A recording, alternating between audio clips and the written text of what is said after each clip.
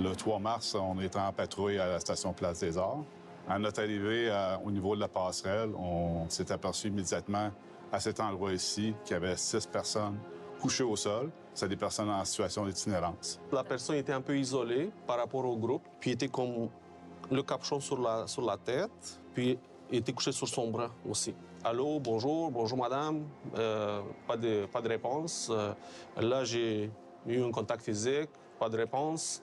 J'ai soulevé le capuchon, je me suis dit, oui, on a affaire avec une overdose. Alors, j'ai demandé vite à mon partenaire de me rejoindre. J'ai touché son bras, il n'y avait pas de pouls. Il était chaud. C'est ça que ça nous a donné encore le courage d'aller plus loin pour tenter réanimation. C'était l'une des 47 interventions pour surdose seulement que l'an dernier dans le métro de Montréal. Mon collègue il était immédiatement chercher le DEA. Pendant ce temps-là, moi, j'ai administré une dose de naloxone. Puis en même temps, j'ai commencé les massages cardiaques. On ne peut plus l'ignorer. La crise des surdoses se met en travers de notre chemin. Qui sont ces personnes si proches de nous dans un univers parallèle?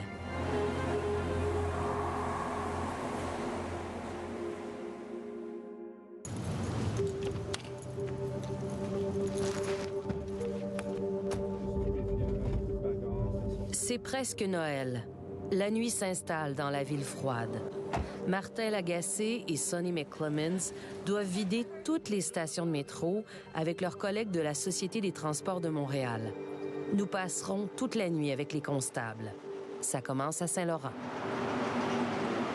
À minuit, normalement, on arrive pour une pré-fermeture en station. C'est de préparer les usagers, les personnes qui restent couchées sur les bancs à se trouver un endroit pour dormir ce soir.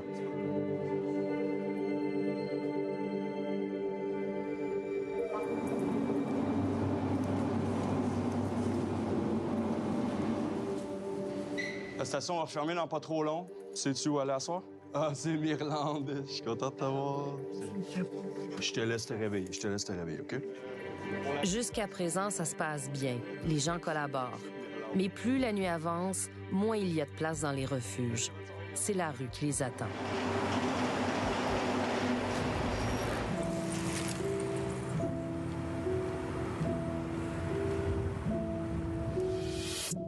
On est vis-à-vis la salle d'entrée où les gens peuvent venir chercher du matériel de consommation stérile et s'inscrire pour la salle de consommation. Chez Spectre de rue, dans le quartier centre-sud de Montréal, Annie Aubertin et son équipe luttent contre les surdoses et les infections. Ça, c'est la porte d'accès pour la salle de consommation supervisée. Il y a 2 intervenants en permanence quand la salle est ouverte, puis il y a 4 cubicules disponibles aux personnes.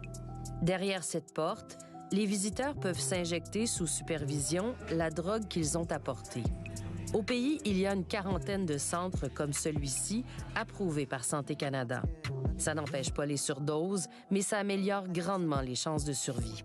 L'introduction de nouvelles formules chimiques dans les produits que les gens consomment, ça crée comme des arrêts cardiaques. Puis là, les gens ils doivent être maintenus en vie jusqu'à temps que l'ambulance arrive. Là.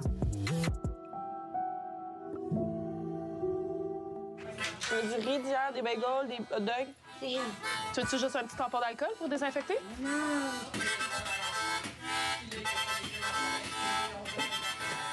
Andrea désinfecte les plaies de Gerard, originaire de Terre-Neuve.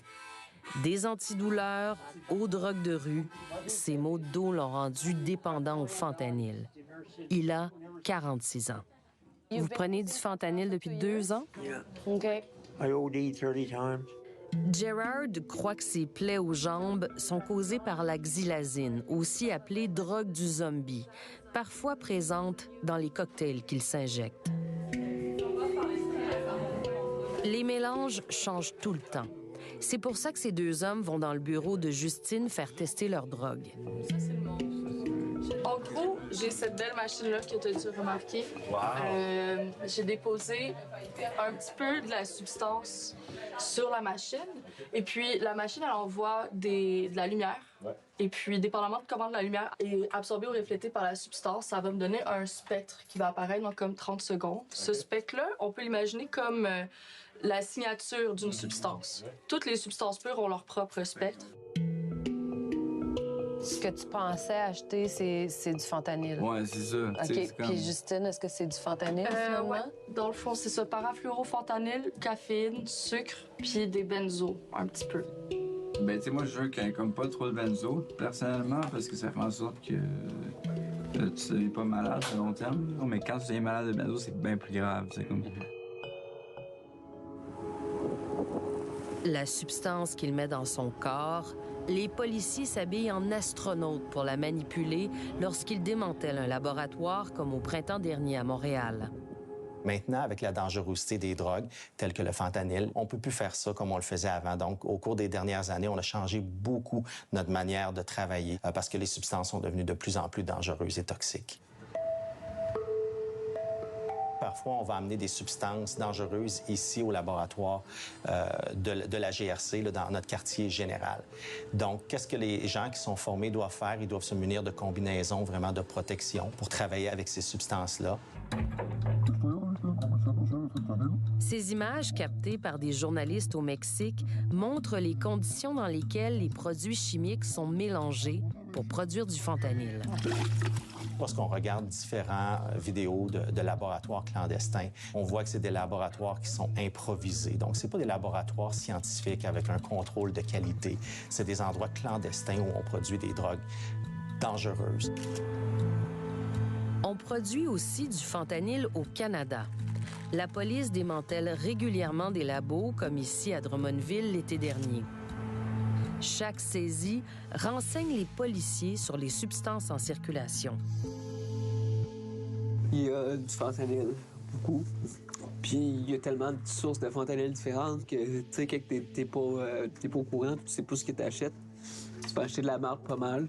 Chez Spectre de rue, nous rencontrons Ruby. Toi, qu'est-ce que tu consommes? Moi, je consomme tout ce qui se passe. Mais je vais avoir une tentation plus vers les downers, comme l'héroïne puis le fentanyl. Malheureusement, ça fait partie de ma vie. Puis ça coûte combien? Une dose, ça se vend 25 $. 25 piastres, tu vas avoir un point. Un point, pour quelqu'un qui en fait pas beaucoup, on va y conseiller de le séparer en 4. Moi, un point, je fais ça d'une dose, puis si le stuff est pas bon, comme pas mal c'est en site, je suis capable d'en faire 2, 2,5, puis je vais être encore debout. Mais c'est quoi la sensation? Ah, tu te sens plus. T'oublies tous tes problèmes. Je suis capable d'oublier le fret dehors. Je suis capable d'oublier ma vie de marde. Tu sais, je suis capable d'oublier toute ma rancœur envers la société qui veut même pas m'aider, tu sais. Ruby commence à être en manque. Elle attend son tour pour aller dans la salle d'injection supervisée. Martin Lagacé et Sonny McClemens arrivent à la station Bonaventure. Ici, on ne peut plus cacher la misère. Salut, man, ça va? Tout est beau? Ah ouais. Depuis 3 ans, je vois l'évolution, puis c'est de mal en pis. L'année passée, il y avait un certain nombre je dirais quasiment de résidents. Puis cette année, c'est doublé. Là. On a fermé la station Bonaventure la semaine passée. On a eu 48 expulsions, dont 20 personnes qui n'étaient pas collaboratifs avec nous. Donc, on est obligé d'appeler des équipes en renfort pour nous aider. Je vais vous laisser veiller les uns sur les autres. Là. Souvent, ces gens-là consomment des drogues, sont intoxiqués. C'est des gens qui ont des enjeux de santé mentale, qui deviennent agressifs. Alors, ça cause des enjeux de sécurité. Quand même, pour être réaliste, les chiffres sont là et le démontrent. Les risques au niveau de l'opération du métro causés par les personnes qui consomment des drogues sont nombreux. La première chose qu'on voit, c'est une avalanche de seringues ou d'articles de consommation de drogue qui sont laissés un petit peu partout. Ça peut être sur les bancs, ça peut être dans les corridors, ça peut être au sol, mais ça peut être également beaucoup sur les voies, ce qui oblige à faire des arrêts de service pour faire de l'entretien, récupérer des seringues, et les employés à ce moment-là sont à risque de se blesser. Il y a quelques semaines, je vais donner un exemple, à la station Square Victoria, on a eu une personne intoxiquée qui est allée en tunnel, justement pour s'injecter possiblement. Il a fallu partir à sa recherche. Elle est revenue vers la station, confronter un employé qui était là en devoir, et cette personne-là a tenté de l'agresser avec une seringue. Moi, j'ai un collègue récemment, pendant une fouille, il s'est piqué avec une aiguille souillée. Donc là, automatiquement, tu es retiré une partie du temps des opérations. Tu commences à entrer thérapie. Tu sais pas à quel point ça va t'affecter. Il y en a qui se sentent très bien, mais il y en a qui sont alités pendant le 28 jours que ça prend. Les constables spéciaux se font agresser aussi régulièrement, soit par des consommateurs ou des personnes qui ont des enjeux de santé mentale. Je prends l'exemple de la semaine passée.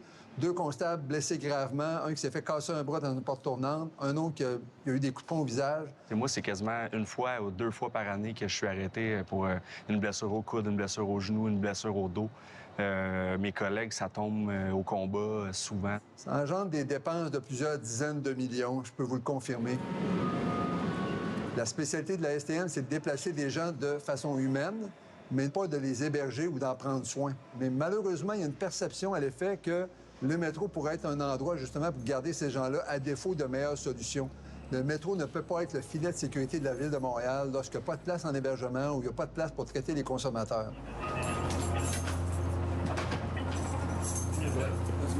Jordan, John, puis Pascal, Pascal, il doit juste le sortir.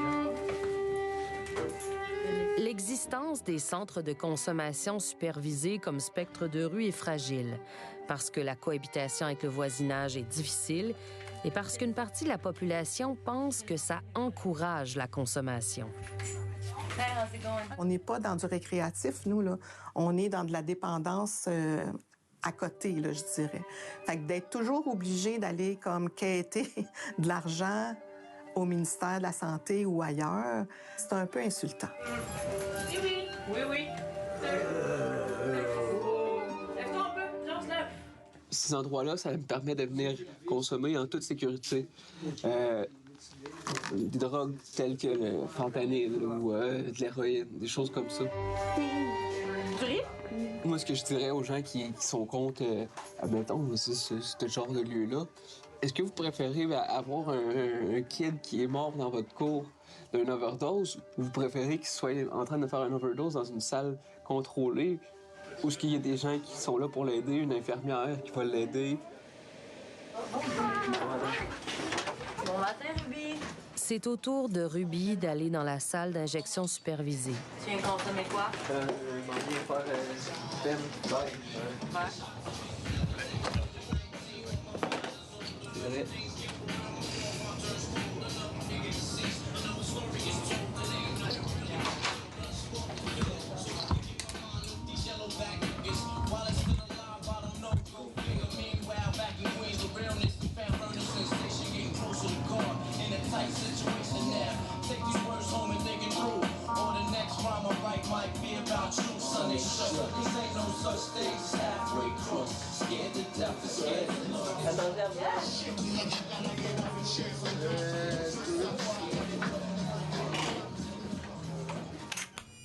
Place des Hommes, c'est un reportage que vous pourrez retrouver dans son intégralité sur le site Enquête de Radio-Canada. Et je vous propose tout de suite de partir pour Montréal afin de retrouver le réalisateur de cette enquête, Jacques Taschereau. Merci d'être avec nous.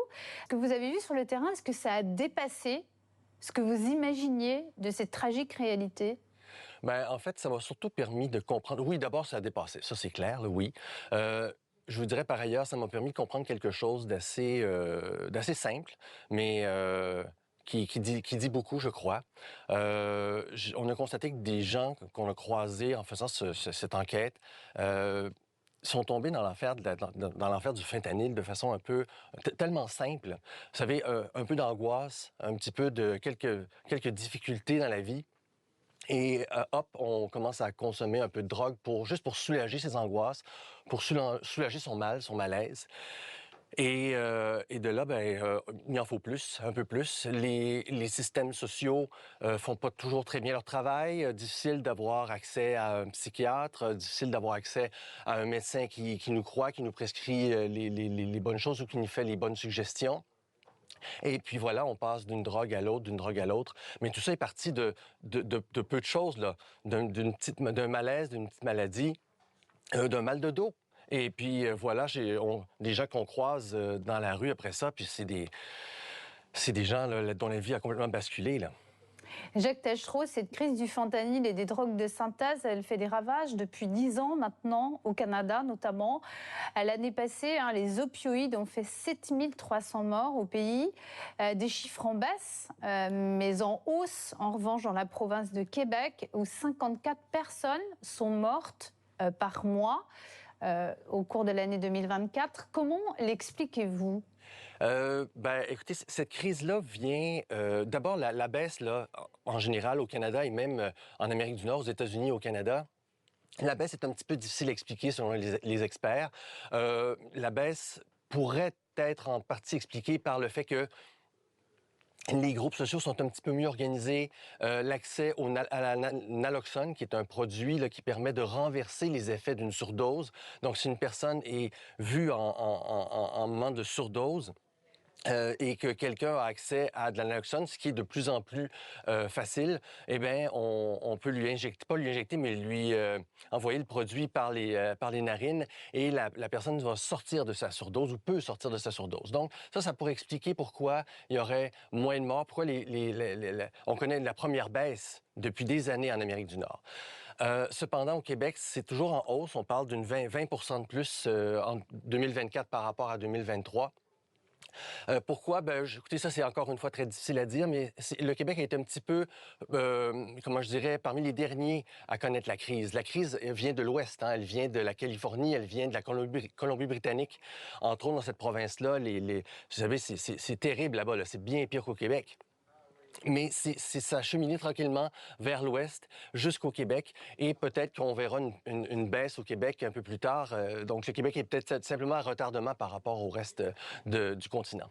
Alors, on va revenir vers vous, Jacques Taschereau, mais j'ai une question pour Fabrice Rizoui. On va regarder ces chiffres. On voit le nombre de décès liés au fentanyl dans le monde. Depuis 2021, c'est quand même plus de 70 000 morts. Tout de même. Cette crise du fentanyl, est-ce qu'elle arrive en Europe? Pour l'instant, non. Pas beaucoup de fentanyl en Europe et pas beaucoup de décès.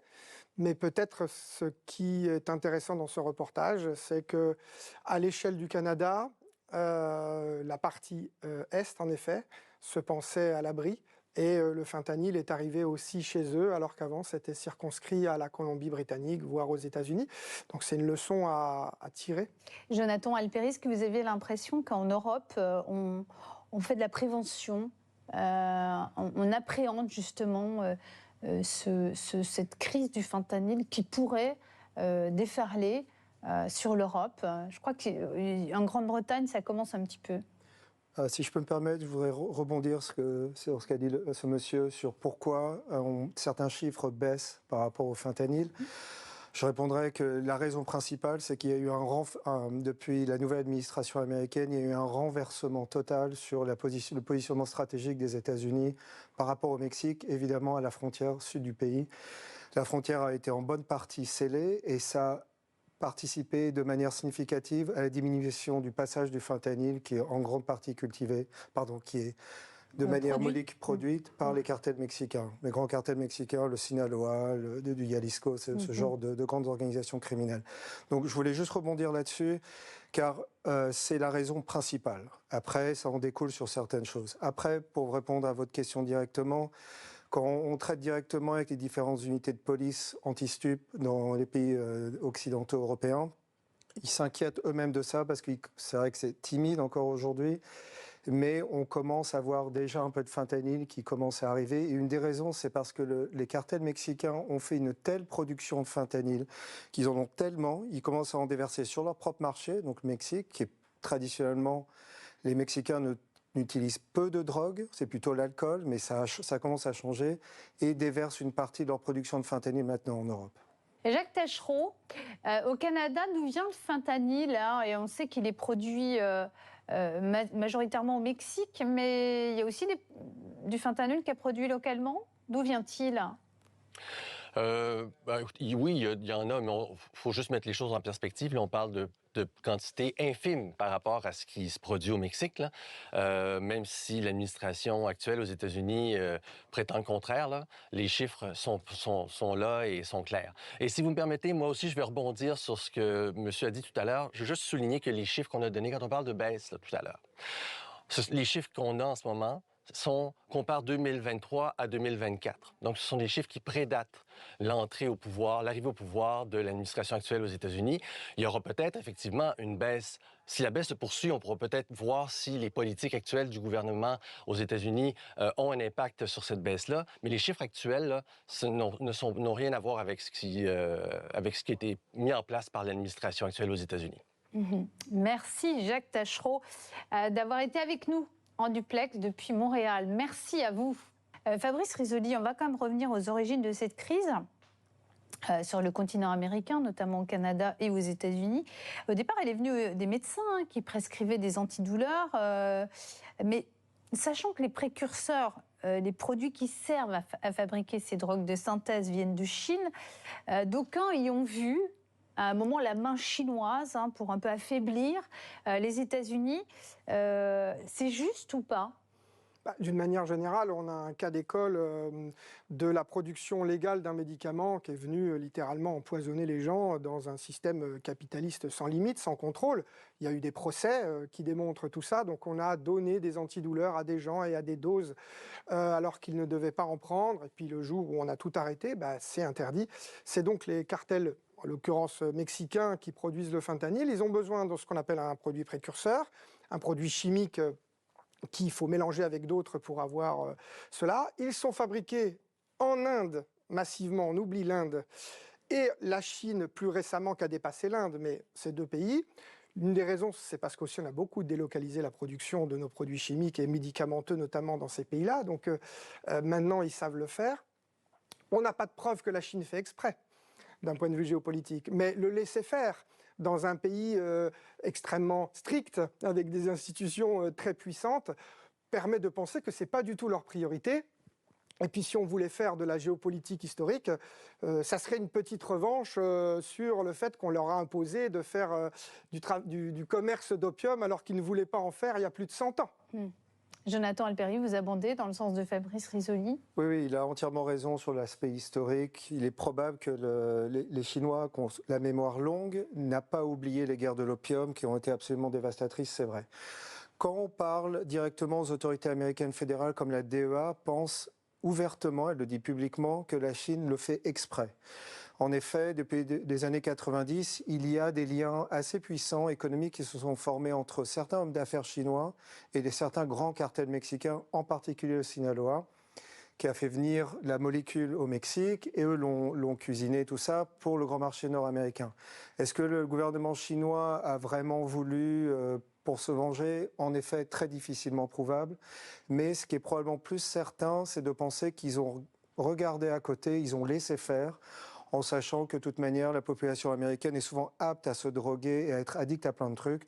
Tant qu'à faire, si c'est un positionnement stratégique, pourquoi pas. Une question, Jonathan Alperi. On va regarder ces photos extraites de votre ouvrage avec ces personnes victimes du fentanyl. Qu'est-ce qui vous a le plus marqué quand vous avez approché ces personnes? Question intéressante. Une des choses qui m'a beaucoup marqué en me déplaçant vraiment d'État à État aux États-Unis, on note chez tous ces gens qui sont des addicts, enfin qui sont, disons qu'ils ne pourront jamais vraiment se sortir de la drogue. Je pense que pour eux, ce sera une overdose, ce sera la mort. Et c'est comme ça, ils l'acceptent. Mais quand on passe suffisamment de temps avec ces individus, on remarque toujours une certaine humanité chez eux, un reste, quelque chose où ils ont envie de s'en sortir. Malheureusement, on pense qu'entre 2 et 5% s'en sortent, la religion étant une des grandes raisons. Donc très peu d'entre eux s'en sortent. Justement, on va regarder d'autres photos. Ce sont cette fois des photos d'arrestation au Texas. Alors Donald Trump a vraiment fait le lien entre l'immigration latino-américaine et le trafic de drogue aux États-Unis. Est-ce que ce lien existe? Alors, est-ce que le lien de causalité et de cause à effet surtout est réel? Donc, à son habitude, Donald Trump aime faire de l'effet. Comme je dis souvent aux gens autour de moi, c'est de ne pas répondre dans l'émotion par rapport à ce qu'il dit, mais regarder ce qu'il fait. Après, si on est dans l'émotion, on fait souvent des erreurs de jugement. Je pense que là, il faut comprendre ce que l'État fédéral américain est en train d'essayer d'accomplir par rapport aux 4 ans de Biden, qui avait complètement explosé la frontière avec le Mexique, qui a créé des problèmes stratégiques graves. augmentation de la criminalité, de la drogue, implantation de différents cartels mexicains en Californie, au Nouveau-Mexique, en Arizona, tout ça. Là, il y a un retour en arrière, violent, c'est vrai. Pour vous donner un exemple très, très concret, on parlait du Mexique, mais parlons brièvement du Venezuela. D'un prétexte qu'on a donné pour se débarrasser de Maduro, ça a été en effet le commerce de la cocaïne, qui, tout le monde le sait, est la grande manne de l'armée vénézuélienne. C'est comme ça qu'ils tiennent l'armée. C'est la cocaïne colombienne et bolivienne en partie aussi.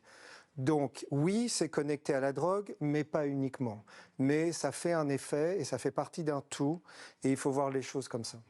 Fabrice Risoli, vous partagez le point de vue de Jonathan Alperi. Vous pensez que le lien de causalité peut être fait entre immigration latino-américaine et drogue ou pas? Il y a une tradition de passage de frontières des Mexicains depuis 50 ans.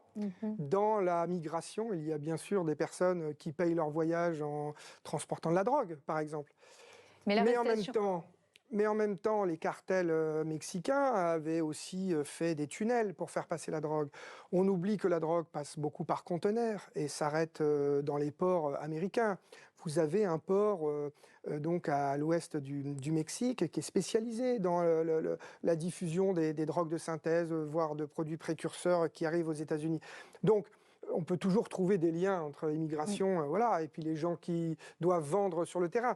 Mais il me semble que les choses, la drogue passe beaucoup par les camions, les conteneurs. Et l'arrestation de Nicolas Maduro, l'ancien président vénézuélien, il se maintenait vraiment grâce à l'argent de la drogue ou pas? Les Américains en ont quand même rajouté, à mon avis, beaucoup au départ pour justifier leur intervention. Et d'ailleurs, j'ai remarqué que dans les ordonnances d'accusation, le fait qu'il soit à la tête d'un cartel avait aussitôt disparu qu'il l'avait attrapé. C'est bien la preuve qu'il n'est pas à la tête d'un cartel de la drogue, c'est un politicien. Et par contre, comme le Venezuela était une porte de sortie de la cocaïne pour les États-Unis essentiellement, mais ailleurs aussi, très clairement, il a laissé faire des membres de son administration qui sont corrompus, et effectivement, il se repose sur ces personnes qui deviennent des soutiens, qui gagnent de l'argent en faisant du trafic de cocaïne.